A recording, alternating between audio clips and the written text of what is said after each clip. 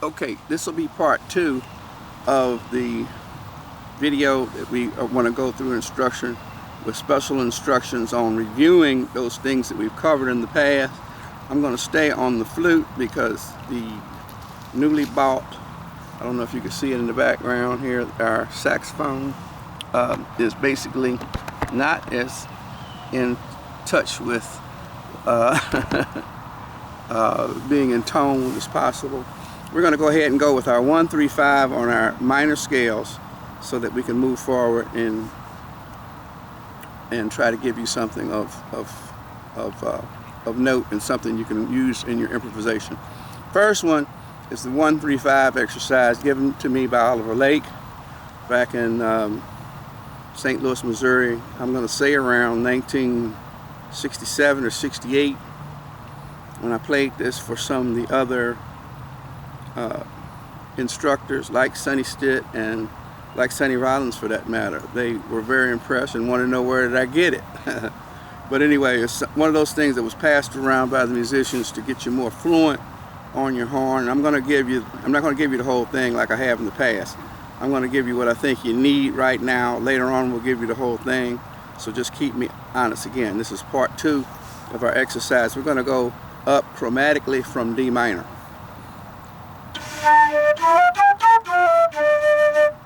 to your E flat, to your E, to your F, back down to your E, to your E flat, to your D. So we're going to let you pause your video. We'd like for you to write that out chromatically. Pause this video now and then write that out and then come back and then of course you can rewind it and play it with me. Alright, this is part B of part 2 of our instructional video. We're going to give you the other one of the other 3 scales that I think are exercises that I think are important for you to develop your ear. Basically, we just want your ear to be developed so that you can be fluent when it comes time for you to sit in on whatever instrument that you're playing, but in particular on your woodwinds, your guitar, piano, so that you can basically hear and feel and use every sense you have. If you don't know the song, or if you do know the song, just to expand the possibilities of the notes that you're playing. Of course, the next one will be something called the whole tone scale, and we're going to try it now.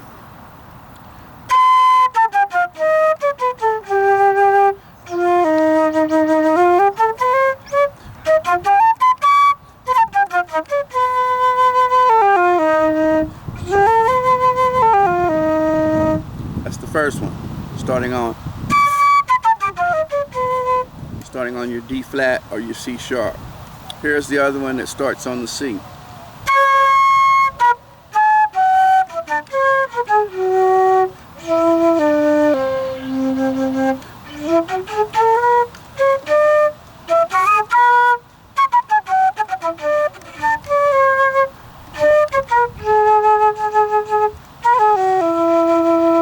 It's my firm belief that if you play flute, you'll play saxophone better. That's why I kind of went about things bass-ackwards. I was supposed to learn clarinet first, and then of course saxophone, but I never did.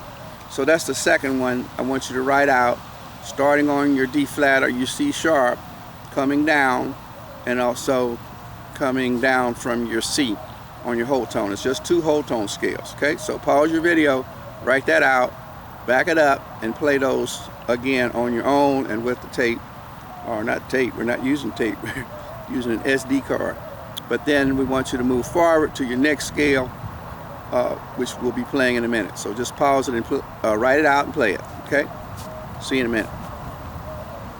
Alright, so now you're back to getting the next few scales together, and the next ones will be basically the diminished sevenths, and I hope that you enjoy these because these are very ubiquitous in the music, and I'm talking about especially in the blues and some of the songs that are written all the Things You Are is one that comes real familiar to me, that basically uses the whole tone and the diminished seventh as you are going through the scale in order to play it correctly from the scalar approach. We're going to move forward with a rendition, well actually not a rendition, but 3 of the diminished seventh scales that you can play, and I hope that you write those out and play them also. We're going to end with this particular one. We love you, ain't nothing you can do about it.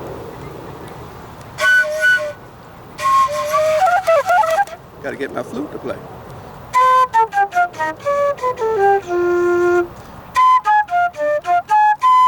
So what we did is we started off with our whole tone to get warmed up, get the flute warmed up, but here's the first one starting on your beat.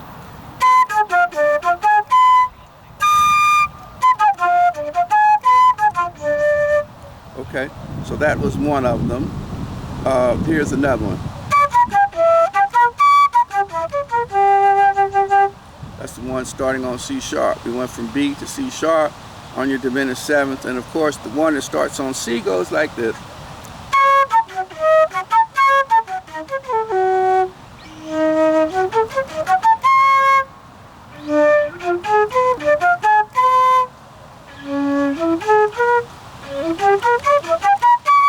Of course, you get a different kind of feeling from all of them. We have loved you with taking time out in this park, chasing off demons and all kind of things. You'd be surprised to get to the point of being able to demonstrate for you those 3 major scales. We're going to come back and try to demonstrate them in a song, at least 2 of them. I'm going to try to pull out a song and play it so that you can hear it. We'll stop so that you can hear it and know where you might be able to place that, or you might hear other songs, or you might write songs with these 3 elements in them. That's the minor 1, 3, 5, of course, the whole tones, and of course our diminished sevenths. That's over and out. We love you. Ain't nothing you can do about it.